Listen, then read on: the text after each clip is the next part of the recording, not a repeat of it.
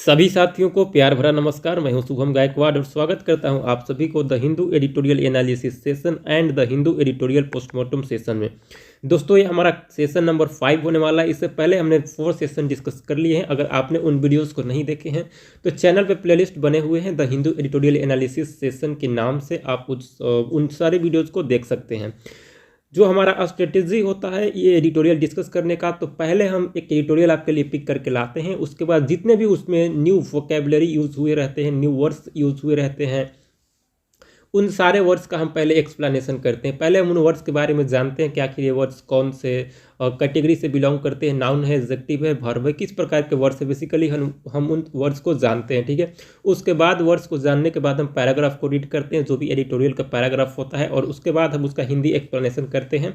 और उसमें बीच बीच में भी हम जानते चलते हैं कि कौन सा वर्ड किस कॉन्टेक्स्ट में यूज़ हुआ है। तो बेसिकली आज का जो हमारा एडिटोरियल होने वाला है वो पाकिस्तान के बदहाल स्थिति को दर्शाता है, और आपको ये एडिटोरियल पढ़ना ही चाहिए और जानना चाहिए कि इस समय पे पाकिस्तान किस फेज से गुजर रहा है, किस दौर से गुजर रहा है। जो पाकिस्तान के करतूते हैं, जो एक बेसिकली हम कह सकते हैं, इसको आम भाषा में हम कह सकते हैं कि पाकिस्तान की अभी क्या औकात है, उसके बारे में एक ऑथर ने उसका एडिटोरियल लिखा है। तो उस एडिटोरियल में यही बताया गया है कि आखिर पाकिस्तान की औकात क्या है, ठीक है। तो चलिए आगे शुरू करते। पहले हम वर्ड्स को डिस्कस कर लेंगे, उसके बाद एडिटोरियल पे आएंगे।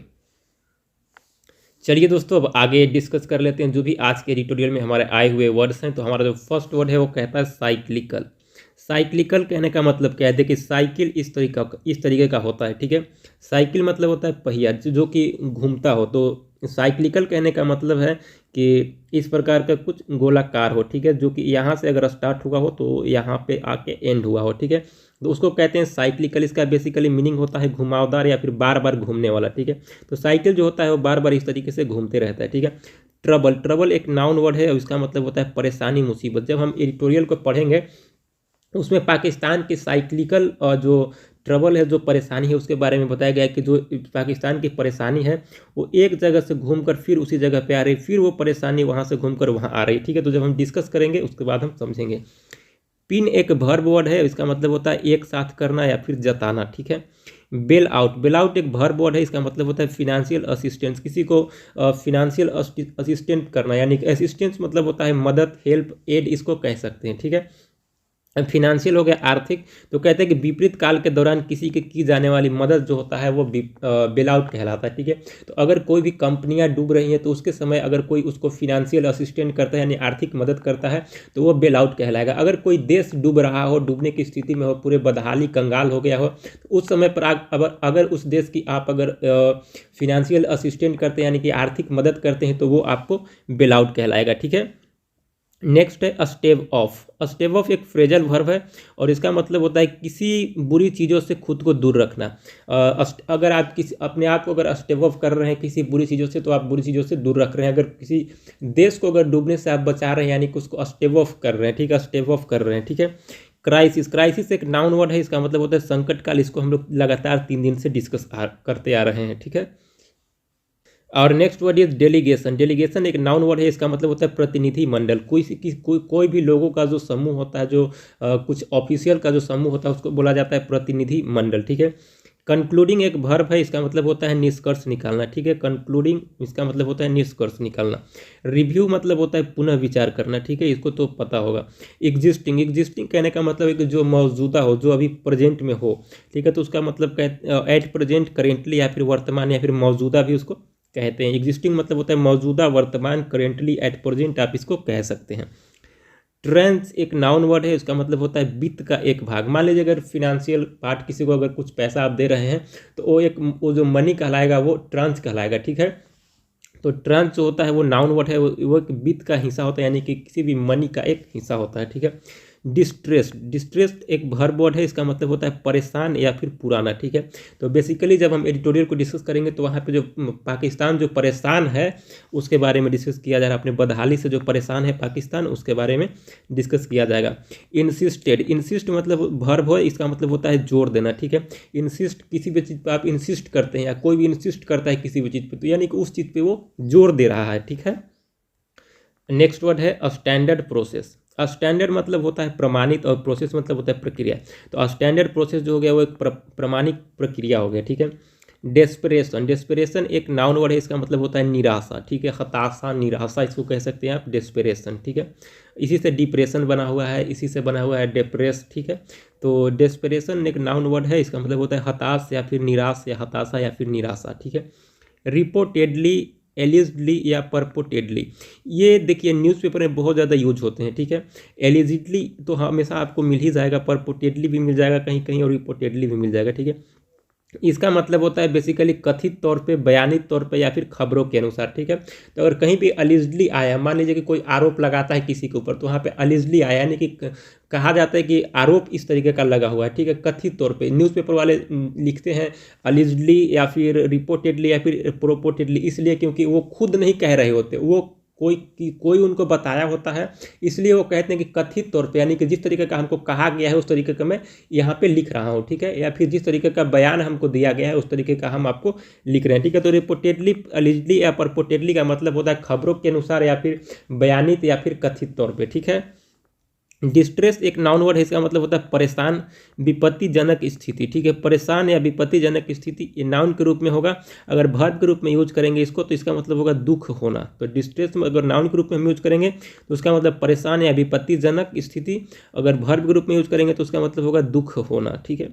ब्लैकआउट, ब्लैकआउट एक होता है, ब्लैकआउट बेहोशी, अंधेरा। देखिए ब्लैक क्या होता है, ब्लैक होता है, ब्लैक जब सारा अगर रात में अंधेरा होगा तो सारा क्या होता है, ब्लैक ब्लैक दिखाई देता है, यानी कि ब्लैकआउट हो गया, यानी कि अंधेरा हो गया, ठीक है। बेहोशी, बेहोश आदमी जब होता है तो वो क्या होता है, उसके सामने पूरा अंधेरा होता है, उसको कुछ चीज़ पता नहीं चलता है, दिखाई नहीं देता है। तो ब्लैकआउट मतलब याद रखेंगे कि बेहोशी होने के दौरान सारे कुछ ब्लैक हो जाते हैं या फिर अंधेरा हो जाता है, ठीक है। तो ब्लैकआउट मीन्स बेहोशी या फिर अंधेरा। Our next word is persist, persist, persist एक वर्ब वर्ड है, इसका मतलब होता है बना रहना, दृढ़ रहना या फिर डटे रहना या फिर लगे रहना, ठीक है।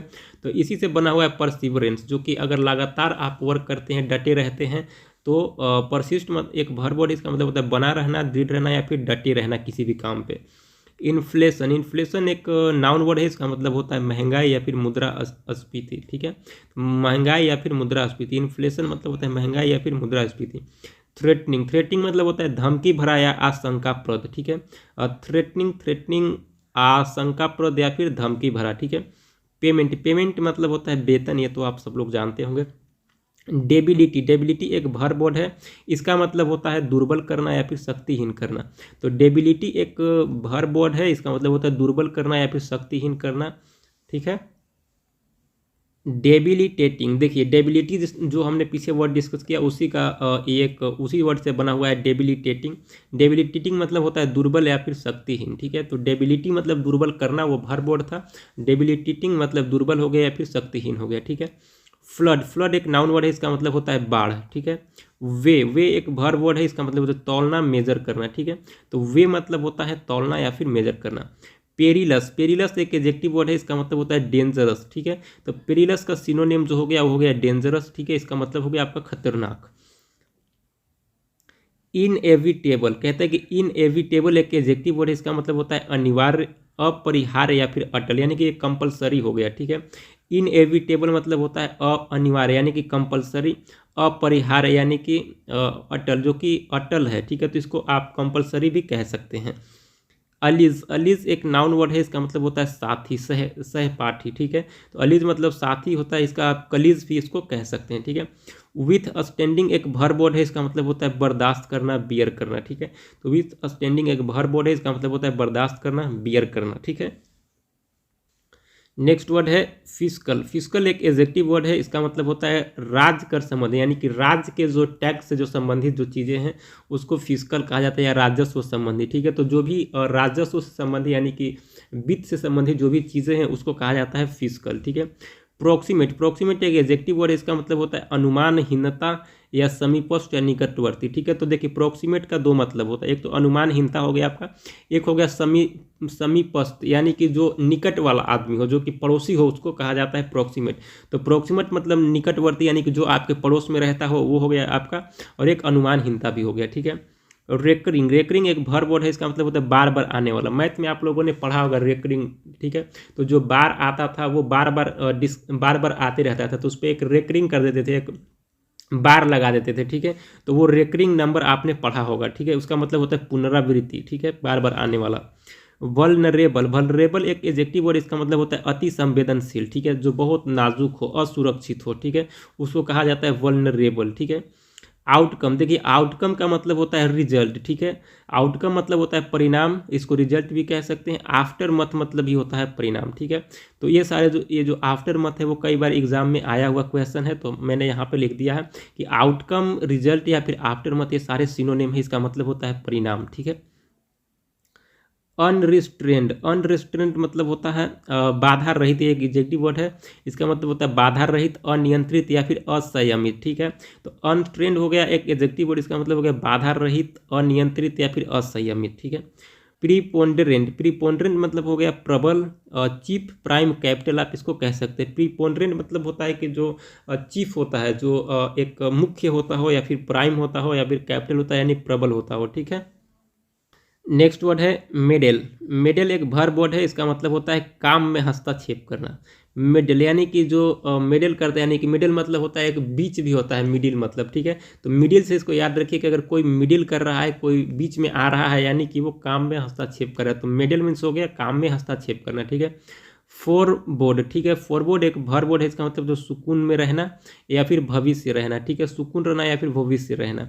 ब्लिक, ब्लिक एक वर्ड है, शीतल, इसका मतलब होता है शीतल, निराशाजनक या फिर उजाड़, ठीक है, एक एडजेक्टिव वर्ड है, ठीक है, इसका मतलब होता है शीतल, निराशाजनक या फिर उजाड़, ठीक है। प्रोस्पेक्ट, प्रोस्पेक्ट एक वर्ब वर्ड है, इसका मतलब होता है खोजना, संभावना या फिर खोज करना, ठीक है। तो प्रोस्पेक्ट नाउन के रूप में भी यूज करते हैं और वर्ब के रूप में भी यूज करते हैं। जब हम वर्ब के रूप में प्रोस्पेक्ट का यूज करेंगे तो उसका मतलब होगा खोजना, सर्च करना या फिर संभावना ढूंढना, ठीक है, किसी भी चीज़ में देखना कि इसमें कितनी संभावनाएं हैं, वो प्रोस्पेक्ट होता है, ठीक है, या फिर खोज करना, सर्च करना, ठीक है, एक्सप्लोर करना, ठीक है। प्रोस्पेक्ट अगर हम नाउन के रूप में यूज करेंगे तो इसका मतलब होता है आशा या फिर पूर्वानुमान या फिर दृश्य भी आप इसको कह सकते हैं। तो किसी का प्रोस्पेक्ट भी हो सकता है कि वो पूर्वानुमान लगाता हो, ठीक है, तो उसका प्रोस्पेक्ट से कहते हैं ना कि हमारे प्रोस्पेक्ट से ये चीज़ें ठीक नहीं है, ठीक है, यानी कि आपने उस चीज़ के बारे में पूर्वानुमान लगाया है और आप कह रहे हैं कि वो चीज़ें हमारे प्रोस्पेक्ट से सही नहीं है, तो वो नाउन के रूप में आप यूज कर रहे हैं उस वर्ड का, ठीक है। अगर आप वर्ब के रूप में यूज करेंगे तो आप संभावना उसमें ढूंढेंगे, किसी भी चीज़ में आप संभावना ढूंढेंगे कि आगे इस चीज़ में और क्या किया जा सकता है, ठीक है।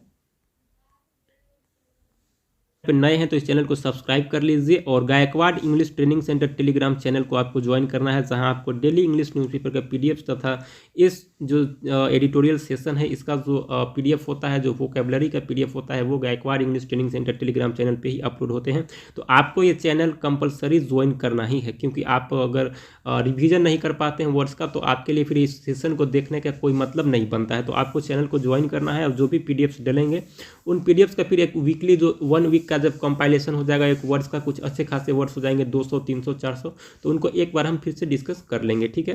तो आपको उसके लिए टेंशन नहीं लेना है। अब चलिए आगे एडिटोरियल को डिस्कस करते हैं और पाकिस्तान की औकात को समझने की कोशिश करते हैं।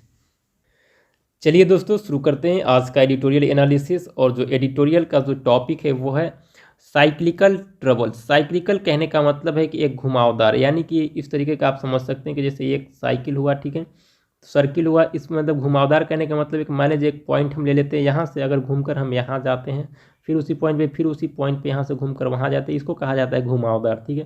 तो कहते हैं कि ट्रबल से यानी होता है परेशानी या फिर मुसीबत। तो कहता है कि जो ट्रबल से जो मुसीबत है वो किस प्रकार की मुसीबत है, यानी कि साइक्लिकल है, यानी कि घुमावदार मुसीबत है, बार बार घूम कर आ रहे हैं, ठीक है, तो उनको घुमावदार मुसीबत कहा जा रहा है, ठीक है।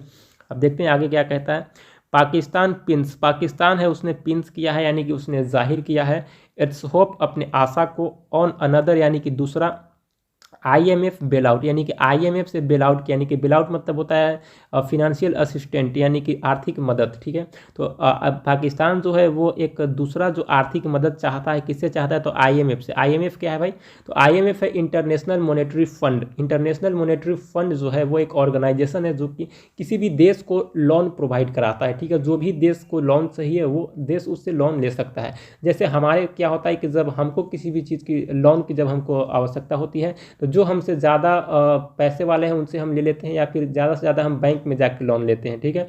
लेकिन जब देश को लोन लेने की आवश्यकता होती है तो वो जाते हैं इंटरनेशनल मॉनेटरी फंड यानी कि IMF के पास। वो कहते हैं कि भैया हमारे पास पैसा की कमी हो गई है, आप हमको लोन दे दीजिए, हम आपको कुछ दिन में रिटर्न कर देंगे, ठीक है।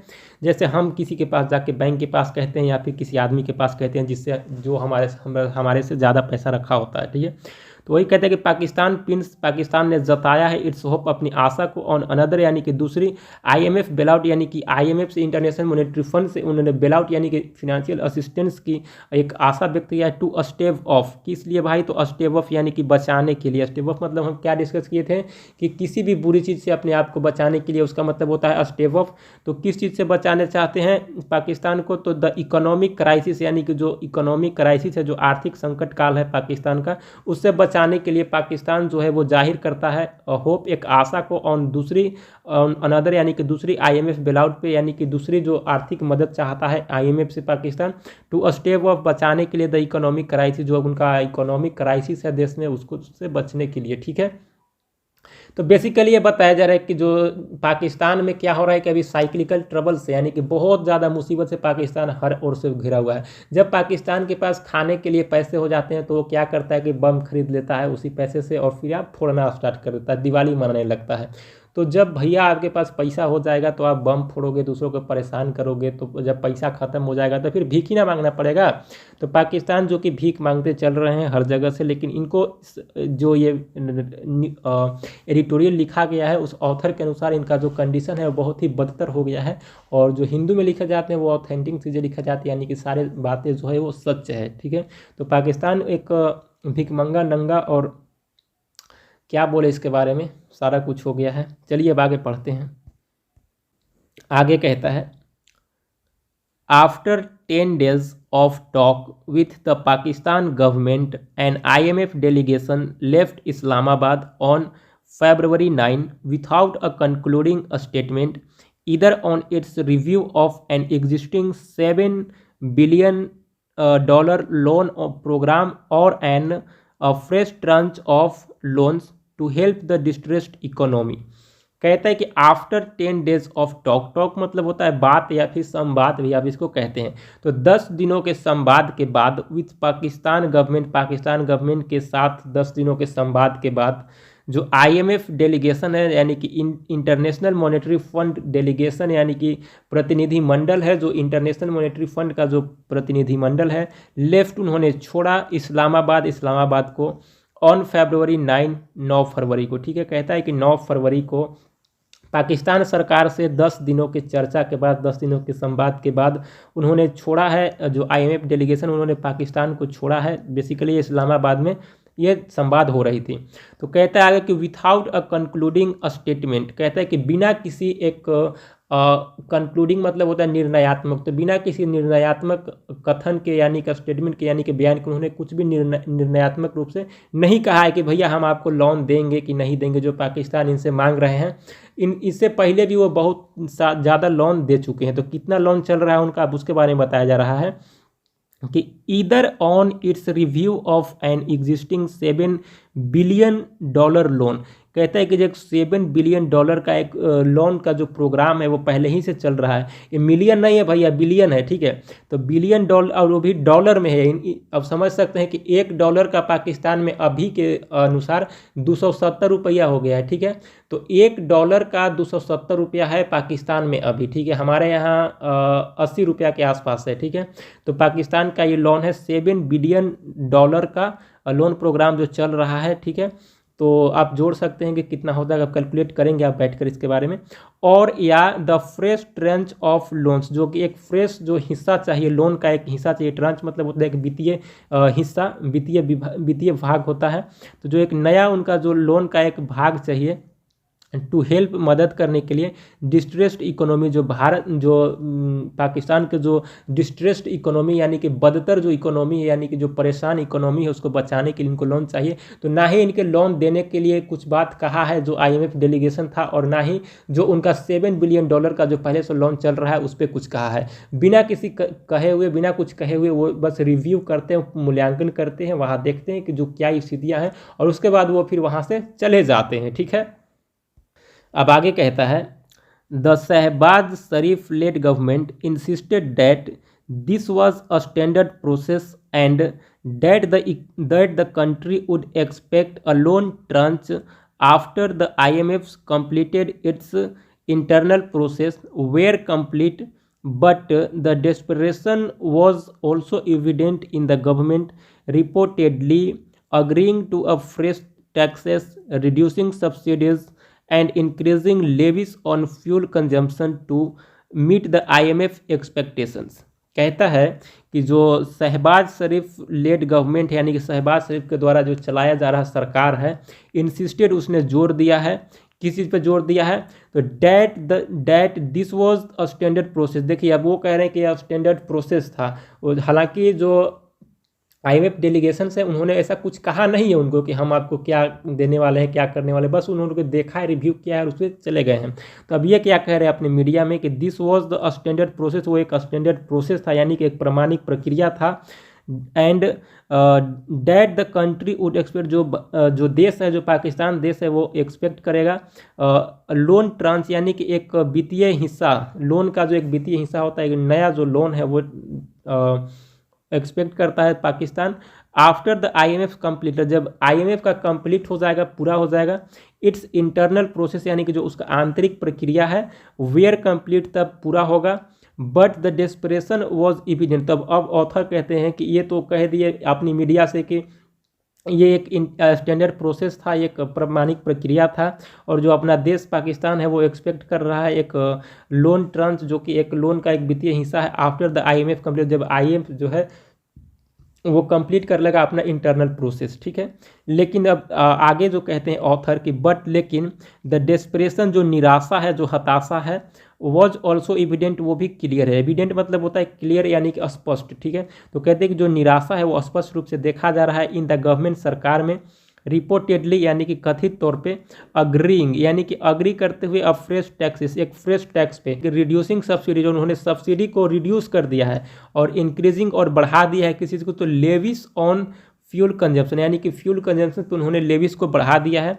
टू मीट यानी कि मिलने के लिए IMF एक्सपेक्टेशन, जो IMF का जो एक्सपेक्टेशन है उससे मिलने के लिए, देखिए इन लोगों ने क्या किया है। जो शहबाज शरीफ लेड गवर्नमेंट है, जो शहबाज शरीफ के द्वारा जो नेतृत्व में चलाया जा रहा जो सरकार है, उसने क्या किया है, तो अग्रीइंग टू फ्रेश टैक्सेस यानी कि उन्होंने अग्री यानी सहमति जाहिर की है फ्रेश टैक्सेस के यानी कि नया टैक्सेस पे, रिड्यूसिंग सब्सिडी, और सब्सिडी को रिड्यूस कर दिया, इंक्रीजिंग लेविस ऑन फ्यूल, और लेविस फ्यूल पे लेविस कंजप्शन जो है उसको इंक्रीज कर दिया है, टू मीट मिलने के लिए IMF एक्सपेक्टेशन, जो IMF का जो एक्सपेक्टेशन है, जो उम्मीद है, उस पर खरा उतरने के लिए, ठीक है। चाहते हैं कि कैसे भी हमको लोन मिल जाए, IMF हम पे प्रसन्न होकर फिर से लोन दे दे, लेकिन देने वाला लग नहीं रहा है। अब आगे कहता है, economic distress is deepening, power blackout persist even in urban areas, annual inflation was at 7.5% in January, its highest since 1975. The Pakistani rupees has fallen to nearly $270 a dollar, and forex reserves have fallen below $3 billion, the lowest since January 2014, threatening a balance of payment crisis. कहता है कि economic distress, economic एक adjective है और distress हम यहाँ पे noun के रूप में यूज करेंगे। तो डिस्ट्रेस जब हम नाउन के रूप में यूज करते हैं तो इसका मतलब होता है परेशानी, ठीक है, और जब वर्ब के रूप में हम यूज करते हैं तो इसका मतलब होता है दुख होना, ठीक है। तो जो इकोनॉमिक जो डिस्ट्रेस है, जो आर्थिक जो परेशानी है, इस डिपेंडिंग यानी कि वो गहरा होते जा रहा है, ठीक है। पावर ब्लैकआउट यानी कि पावर जो है वो ब्लैकआउट हो गया यानी कि धूमिल हो गया, यानी कि सारे और अंधेरा हो गया है। परसिस्ट यानी कि persist even in urban areas, यानी कि कहता है कि अर्बन एरियाज जो वहाँ के जो शहरी क्षेत्र है, देखिए अर्बन एरिया मतलब होता है शहरी क्षेत्र और रूरल एरिया मतलब होता है ग्रामीण क्षेत्र। तो कहते हैं कि वहाँ ग्रामीण क्षेत्र की तो बात ही छोड़िए, जो शहरी क्षेत्र है वहाँ भी पावर ब्लैकआउट हो गया, यानी कि अंधेरा ही अंधेरा छा गया है वहाँ पे, ठीक है। एनुअल इन्फ्लेशन वाज एट 27.5%, जो कहता है कि जो एनुअल यानी कि जो एनुअल इन्फ्लेशन है, जो आर्थिक जो इन्फ्लेशन है, वाज एट 27.5%, यानी कि वो 27.5% जो एनुअल इन्फ्लेशन है वो हो गया है इन जनवरी में। इट्स हाईएस्ट सिंस 1975, यानी कि 1975 से 1975 के बाद सबसे ज़्यादा जो कि एनुअल इन्फ्लेशन 27.5% देखा जा रहा है जनवरी में, ठीक है। द पाकिस्तानी रुपीज़, जो पाकिस्तानी रुपीज़ है, हैज़ फॉलन यानी कि वो गिर गया है टू नियरली $270, यानी कि $1 का जो अमेरिका के, यानी कि $1 का जो पाकिस्तान में है वो $270 हो गया। मैंने पहले ही आपको बताया कि $7 बिलियन का जो लोन चल रहा है पाकिस्तान पे IMF का, डॉलर में है, लेकिन एक वहाँ के जो पाकिस्तानी का जो करेंसी है उसका अगर $270 का कितना हो जाएगा वहाँ के $1 के बराबर। तो आप जोड़ सकते हैं कि वह कितना चुकाएगा बेचारा। लगता है कि पूरा इस्लामाबाद भर जाएगा तभी उसका नहीं हो पाएगा करेंसी उतना कंप्लीट, ठीक है। तो कहते हैं कि जो $270 हो गया $1 का गिरकर। And forex reserves have fallen, forex reserve जो गिर गया है वो बिलो $3 बिलियन, यानी कि $3 बिलियन तक जो फॉरेक्स रिजर्व है वो गिर गया है। द लोवेस्ट, यानी कि सबसे कम है सिंस द 2014, यानी कि 2014 से ये जो फॉरेक्स रिजर्व 3 बिलियन है वो सबसे कम है। थ्रेटनिंग, यानी कि ये डरा रहा है अब बैलेंस ऑफ पेमेंट क्राइसिस, यानी किससे डर लग रहा है, यानी कि ये खतरा इसमें दिख रहा है बैलेंस क्राइसिस का एंड पेमेंट क्राइसिस का। जो इतना लोन ले रहा है वो कहाँ से लौटा पाएगा पाकिस्तान भाई, का पैसा पैदा करेगा वो, पाकिस्तान नहीं लौटा पाएगा। अब आगे कहता है the effect of last years debilitating flood continue two way on the economy with thousands still homeless, agriculture land destroyed and many people without adequate food. देखिए अब आगे क्या कहता है कि द इफेक्ट, जो प्रभाव था लास्ट ईयर यानी कि पिछले साल का, डेबिलिटेटिंग है जी, डेबिलिटेटिंग फ्लूड, डेबिलिएट मतलब हम लोग क्या डिस्कस किए हैं कि नाजुक करना या फिर कमज़ोर करना, ठीक है। तो डेबिलिएटिंग मतलब जो नाजुकता है, जो कमज़ोरता है। तो कहते हैं कि जो लास्ट ईयर जो डेबिलिटेटिंग फ्लड था, यानी कि जो बाढ़ था, उससे जो पाकिस्तान जो कमज़ोर कर दिया गया है, कंटिन्यू वो जारी रहा है टू वे, यानी कि मेजर करना on the economy with thousands still homeless. कहते हैं कि उससे कहते हैं कि हज़ारों जो पाकिस्तानी लोग हैं वो उससे होमलेस हो गए, यानी कि बेघर हो गए हैं। जो पिछले साल जो बाढ़ आया था पाकिस्तान में, उससे बहुत ज़्यादा कमजोरी हो गई है पाकिस्तान में, और बहुत लोग जो हैं कि हज़ारों लोग बेघर हो गए हैं उस समय से ही। एग्रीकल्चर लैंड डिस्ट्रॉयड, यानी कि जो कृषि युक्त जो भूमि था, कृषिगत जो भूमि था और लैंड था, वो डिस्ट्रॉयड हो गया, यानी कि बर्बाद हो गया। एंड मेनी पीपल, जो कई लोग हैं, विथआउट एडेक्वेट फूड, लेकिन कि ना ही उनके पास पर्याप्त भोजन भी नहीं है। बहुत सारे लोगों के पास पर्याप्त भोजन भी नहीं है। देखिए यहाँ साफ साफ लिखा हुआ है विथआउट एडेक्वेट फूड, यानी कि बिना भोजन के, बिना पर्याप्त भोजन के पाकिस्तान में लोग रह रहे हैं, यानी कि भूखमरी तो वहाँ है ही, भूखमरी है वहाँ पे, ठीक है। आगे कहता है अब वहाँ पे पाकिस्तान में तो अब भाई भूखमरी हो ही गया है। तो अब आगे कहता है the perilous state of economy explains the desperation for at another IMF bailout which would be the sixth such facility the agency extended since 2000, ठीक है। the and which seems inevitable as this would stave off the balance of payment issues with complementary support from traditional allies in the West Asia and the China and also China। देखिए अब क्या कहता है, बहुत ही बदतर condition हो गया भाई।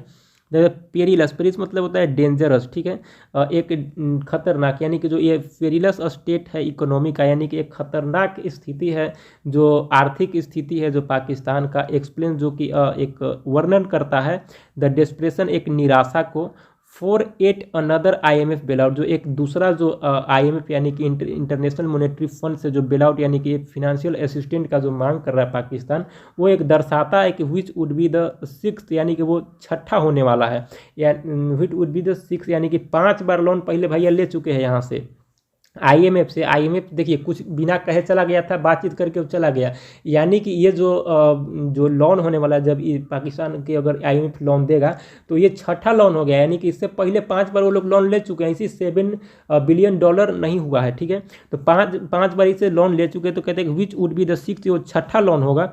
सच फैसिलिटीज, इस प्रकार की जो फैसिलिटीज़ की बात की जा रही है कि इस प्रकार की सुविधा जो है पाकिस्तान को मिलेगी, ये छठा बार होगा। द एजेंसी, इस एजेंसी से एक्सटेंडेड, जिसने बढ़ा दिया है सिंस 2000 से, ठीक है। एंड विच सीम्स इनएविटेबल, ये देखिए इस प्रकार के प्रतीत हो रहा है। इनएविटेबल मतलब हमको क्या डिस्कस किए हैं, जो अटल है, यानी कि जो अटल है, जो कि कंपलसरी है, ठीक है। तो इनएविटेबल है, जो कि इनएविटेबल लग रहा है कि एज वुड स्टेप ऑफ, जो कि बचा सकता है the balance of payment crisis. कहते हैं कि इससे नहीं लगता है कि पाकिस्तान जो है बच सकता है, ठीक है। With a complementary support, complementary support, complementary मतलब क्या होता है? कॉम्प्लीमेंट मतलब होता है किसी को धन्यवाद देना। जब आप कहीं जाते हैं तो आपको धन्यवाद के रूप में या फिर कुछ कॉम्प्लीमेंट्री सपोर्ट के रूप में, जैसे सहानुभूति के रूप में कुछ कोई दे देता है तो उसको कहा जाता है कॉम्प्लीमेंट्री सपोर्ट, ठीक है। तो कॉम्प्लीमेंट्री सपोर्ट जैसा वो रहेगा अगर वो लोग देते भी हैं तो। फ्रॉम ट्रेडिशनल अलीज, जो भी उसके ट्रेडिशनल अलीज है, ट्रेडिशनल मतलब होता है पारंपरिक, और एलीज मतलब होता है साथी, जो भी उसके पिछले जो साथी रहे हैं इन वेस्ट एशिया यानी कि पूर्वी एशिया में, एंड ऑल्सो चाइना, और चाइना। तो कह रहे हैं कि चाइना और जो पूर्वी एशिया के जो देश हैं उनके बारे में कहा जा रहा है कि अगर वो कुछ कॉम्प्लीमेंट्री सपोर्ट देते हैं तो वो ठीक उसी प्रकार का होगा कि भाई आज तुमको हम खाना खिला दे रहे हैं लेकिन कल से तुम अपना व्यवस्था कर लेना। तो इस प्रकार का वो सपोर्ट कॉम्प्लीमेंट्री सपोर्ट होगा, ठीक है। तो इससे कुछ होने जाने नहीं है पाकिस्तान, यानी कि स्थिति बहुत ही बदतर हो गई है। अब IMF भी बहुत बार सोचेगा इसको लोन देने से, क्योंकि 5 बारी जना पहले लोन ले चुके हैं, अभी तक जमा नहीं किए हैं, और उसका जो टैक्सेस है वो तो बढ़ते ही जा रहा है, ठीक है। Effect of the COVID-19 pandemic and the floods notwithstanding the cyclical nature of the economic issues and the country's repeated reliance on IMF package during crisis point to a failure of government। अब आगे देखिए क्या कहता है। सबसे महत्वपूर्ण बात इसी पैराग्राफ में कहा गया है कि द इफेक्ट ऑफ द कोविड-19, जो कोविड-19 का जो प्रभाव था, जो कोविड-19 पेंडेमिक यानी कि महामारी का जो प्रभाव था, एंड और the flood not with standing, जो फ्लड जो बर्दाश्त नहीं कर पाया यानी कि जो बियर नहीं कर पाया, फ्लड का जो महामारी था, जो देखिए कोविड-19 महामारी और जो फ्लड वहाँ पे आया था उसको विथ स्टैंड नहीं कर पाया, यानी कि उसको बर्दाश्त नहीं कर पाया, यानी कि उसको सहन नहीं कर पाया। The cyclical nature of the economic issue, जो साइक्लिकल नेचर है, जो कि साइक्लिकल कहने का मतलब पहले ही जो साइक्लिकल की जो घुमावदार जो स्थिति है, यहाँ पे बार बार मुसीबत घूम घूम के यहीं पे आ रहा है, उस प्रकार की जो यहाँ पे नेचर वाला जो इकोनॉमिक कंडीशन है वो बियर नहीं कर पाया इस प्रकार के इशूज़ को। एंड द कंट्रीज रिपीटेड, और जो देश है वो दोहराता रहा रिलायंस, यानी अपनी आत्मनिर्भरता को। रिलायंस जो होता है, रिलायंस मतलब होता है किसी पे डिपेंडेंसी होना, किसी पे रिलायंस यानी कि निर्भर होना। तो किस चीज़ पर निर्भर है? तो IMF पैकेज, यानी कि IMF के पैकेज है उस पर ये देश जो है वो हमेशा निर्भर रहा है। ड्यूरिंग क्राइसिस के दौरान वो पॉइंट करता है, किस चीज़ पे पॉइंट करता है, किस चीज़ पे इशारा करता है? टू अ फेलियर और गवर्नेंस, यानी कि जो यहाँ जो गवर्नेंस है, जो शासन है, यहाँ पे शासन व्यवस्था है, उसका जो फेलियर की ओर पॉइंट आउट करता है।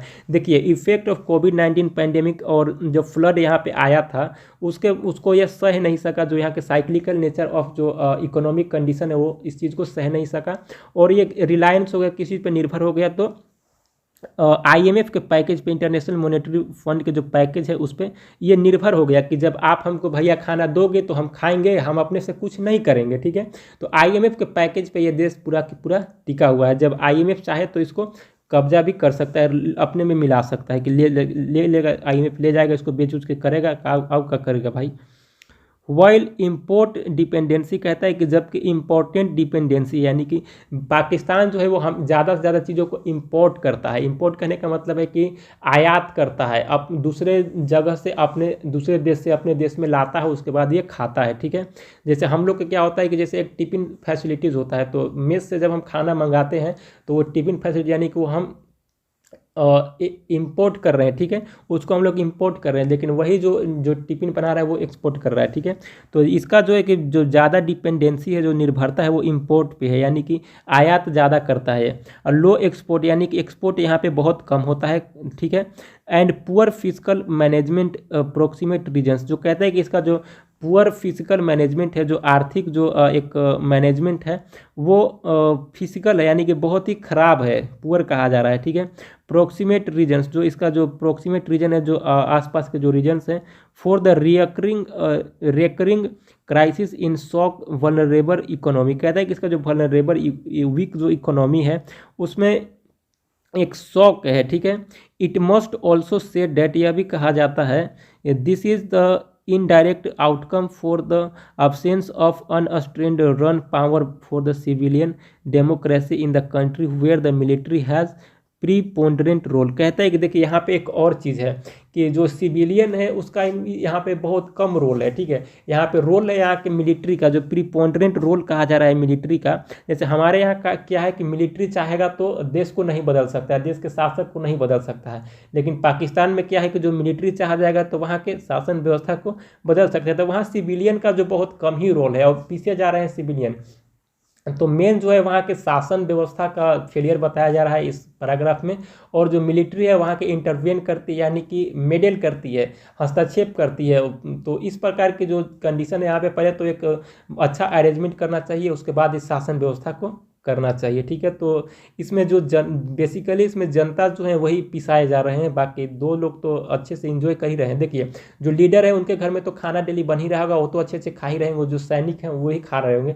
लेकिन जो वहाँ के जो बाढ़ में जिनका घर खत्म हो गया, जो वहाँ के सिविलियन है, जो वहाँ के नागरिक हैं, वे पीछे जा रहे हैं इसमें, ठीक है।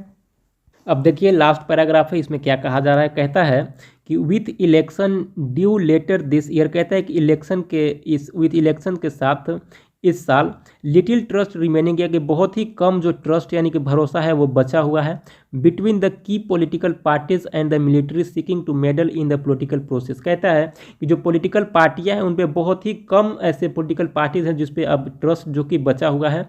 द मिलिट्री सीकिंग, जो मिलिट्री है वो चाह रही है टू मेडल इन, यानी कि हस्तक्षेप करना इन पॉलिटिकल प्रोसेस, जो राजनीतिक प्रक्रिया है उसमें। जो यहाँ के जो एक मिलिट्री है, जो सैनिक है, वो चाह रही है इंटरवीन करना, यानी कि मेडल करना, यानी कि हस्तक्षेप करना, ठीक है। Things do not forward to well for the country, जो ये इस प्रकार की जो चीज़ें हैं वो कंट्री के लिए सही नहीं है। Unless the government's structure refocus themselves to addressing a long term structure weakness in the economy and find ways to improve relations with the neighbours such as India, the cyclicity of the economic problem will remain. कहता है कि unless the governments restructure, कहते हैं कि जो सरकार है उसको स्ट्रक्चर को रीफोकस करना चाहिए। किस पे फोकस करना चाहिए? देमसेल्फ, खुद पे। टू एड्रेस, यानी कि समाधान करने के लिए जो लॉन्ग टर्म स्ट्रक्चरल वीकनेसेस हैं, जो लंबे समय तक जो चलता आ रहा जो स्ट्रक्चरल वीकनेसेस है उस पर फोकस करने की बात की जा रही है, उसको सुधारने की बात की जा रही है इन द इकोनॉमी, आर्थिक स्थिति में। एंड फाइंड वे, और उस तरीका ढूंढना चाहिए टू इम्प्रूव, यानी कि सुधार करने के लिए। रिलेशंस, यानी कि रिश्तों में, विद द नेबर्स, यानी कि जो उसके पड़ोसी के रिश्ते हैं, पड़ोसी के जो देश हैं उसके साथ रिश्ते को मजबूत करने में। सच एज इंडिया, जैसे इंडिया के बारे में बताया जाए। देखिए करता क्या है ना कि जब इसके पास खाने के लिए कुछ हो जाएगा तो इंडिया पे बम फोड़ देगा। कल ही बताइए कि पुलवामा में 41 जो हमारे सैनिक हैं वो कल ब्लैक डे मनाया गया हमारे देश में। तो वो क्यों मनाया गया? क्योंकि इनके ही तो करतूत है, पाकिस्तान ने इन्हें पुलवामा अटैक करवाया था, उस वजह से हुआ। तो आज इस भुगतेंगे नहीं तो क्या करेंगे? जब इनके पास खाने के लिए कुछ हो जाता है तो पड़ोसी देश जो इंडिया है उस पर वो लोग बम फोड़ने लगते हैं, हमारे ऊपर बम फेंकने लगते हैं। कश्मीर जब इनके पास खाने के लिए जैसे ही खा लेंगे, पेट भर जाएगा, तो अब इनको पाकिस्तान चाहिए, तो अब इनको पुलवामा ये चाहिए तो वो चाहिए। तो ऐसे थोड़ी ना होगा। तो जो ऑथर कहते हैं कि इसको पहले तो जो इसका जो लॉन्ग टर्म जो स्ट्रक्चरल वीकनेसेस है उसको सुधारना चाहिए। तो उस वीकनेसेस में उन्होंने बताया है कि जो उनके देश हैं, नेबर कंट्री हैं, उनके साथ जैसे कि इंडिया है, तो इंडिया के साथ इसको रिश्ता जो कि बढ़िया बनाना चाहिए था। अगर आज पाकिस्तान हमारा पड़ोसी देश है, अगर बढ़िया रिश्ता रहता तो हम लोग भी इसको मदद करते हैं, मोदी जी भी इसको मदद करते हैं। लेकिन आज मोदी जी मदद क्यों नहीं कर रहे हैं? क्योंकि जान रहे हैं कि इसको मदद करेंगे फिर इसको पेट भर जाएगा, फिर एगो बम फोड़ देगा हमारा ऊपर, ठीक है। तो फिर काहे लोग मुसीबत लेने जाएंगे भाई? तो कहा जा रहा है कि जो इकोनॉमिक प्रॉब्लम है उसको रिमेन हमेशा बना रहेगा अगर जो ये जो पाकिस्तान है अगर रिलेशन अच्छा नहीं रखेगा इंडिया जैसे देशों के साथ। जो साइक्लिसिटी ऑफ द इकोनॉमिक, जो ये घुमावदार इकोनॉमिक है, जो घुमावदार इसका जो प्रॉब्लम है इकोनॉमिक प्रॉब्लम, विल रिमेन हमेशा बना रहेगा। But to happen the military establishment has to take seat back the bleak prospect of the medium term. कहते हैं कि जो अगर इस जो मिलिट्री जो इस्टेब्लिशमेंट है यहाँ पे, जो मिलिट्री का इंटरवीन है, अगर वो ऐसे ही बना रहा तो हो सकता है कि आगे फिर मिलिट्री ये लोग इंटरवीन करें। तो पहले तो इसको एक रीस्ट्रक्चर करना चाहिए कि जैसे हमारे देश में, भारत में क्या है कि देखिए हमारे देश में, भारत में है कि जो पॉलिटिकल पार्टियां हैं वो देश को चलाती है, ना कि सैनिक। सैनिक को एक ऑर्डर दिया जाता है, सैनिक को ऑर्डर दिया जाता है, तो सैनिक एक काम कर सकते हैं। अगर सैनिक के ही हाथ में पावर दे दिया जाएगा तो देश कैसे चल पाएगा। तो यहाँ पे पहले इनको ये सुधार करना चाहिए ऑथर के अनुसार कि पहले तो इनको रीस्ट्रक्चर करना चाहिए अपना गवर्नेंस को, यानी कि एक अच्छे पॉलिटिकल पार्टीज बनाने चाहिए, देश के संविधान अच्छे से करने चाहिए कि वहाँ पे जो आर्मी का जो रोल है वो कितना होना चाहिए देश में। ये नहीं कि वही देश को चलाने लगे जैसे पाकिस्तान में होता है। तो उनको बेसिकली स्ट्रक्चर जो है, अपना पॉलिटिकल स्ट्रक्चर, गवर्नेंस स्ट्रक्चर जो है उसको चेंज करना चाहिए, और एक सीमित जो रोल है वही उनको देना चाहिए अपने जो मिलिट्री है उसको। और जब इसको देश को चल सकता है। और जो मोस्ट इंपॉर्टेंट बात यह है कि जो नेबर कंट्री है, उसके जो पड़ोसी देश हैं, जैसे कि इंडिया हो गया, उसके साथ एक अच्छा रिलेशनशिप बनाना चाहिए कि इंडिया चूँकि बड़ा देश है, ठीक है, पाकिस्तान एक छोटा देश है। तो अगर बड़े देश के साथ अगर आप एक रिश्ता अच्छा रखते हैं तो हो सकता है आपको हर तरह से वो आपको मदद करेगा। तो यही बात जो ऑथर है वही बताना चाह रहे हैं कि जो उसका रिश्ता है वो ठीक करना चाहिए, और जो मेन है कि उसका जो एक गवर्नेंस प्रोसेस है, उसमें गवर्नेंस स्ट्रक्चर है, उसमें उसको बदलाव करना चाहिए। एक अच्छा जो गवर्नेंस स्ट्रक्चर हो सकता था उसको लाना चाहिए और उसमें सुधार करना चाहिए। मिलिट्री को एक सीमित पावर देना चाहिए जो कि पॉलिटिकल इंटरफियर वो न कर सके, तभी देश चल सकता है। क्योंकि सैनिक कभी भी देश नहीं चला सकता है, देश चलाएगा तो वो एक शासक ही चला सकता है, ठीक है। तो आज के लिए इतना ही रहने देते हैं, और कैसा लगा ये एक्सप्लेनेशन जरूर बताइएगा, और क्या विचार है आपको पाकिस्तान की ओर, आप एक सजेशन कमेंट में जरूर दीजिएगा कि पाकिस्तान को इस स्थिति में क्या करना चाहिए। क्योंकि बदतर कंडीशन है, बार बार वो लोन ले रहा है आईएमएफ से और लोन को चुका नहीं पा रहा है। $7 बिलियन का लोन हो गया है, तो अब कैसे चुकाएगा, चुका पाएगा या नहीं, किस प्रकार से, आप थोड़ा सा आप सोचिएगा और कमेंट करिएगा। वीडियो देखने के लिए बहुत बहुत धन्यवाद आपको। देखते रहिए गायकवाड़ इंग्लिश ट्रेनिंग सेंटर, बने रहिए हमारे साथ, और Gaikwad English training centre Telegram channel को आप जरूर ज्वाइन कर लीजिए और हमसे जुड़ जाइए, ठीक है। और आज के लिए इतना ही, बहुत बहुत धन्यवाद आपको। Thank you so much for watching this video. जय हिंद।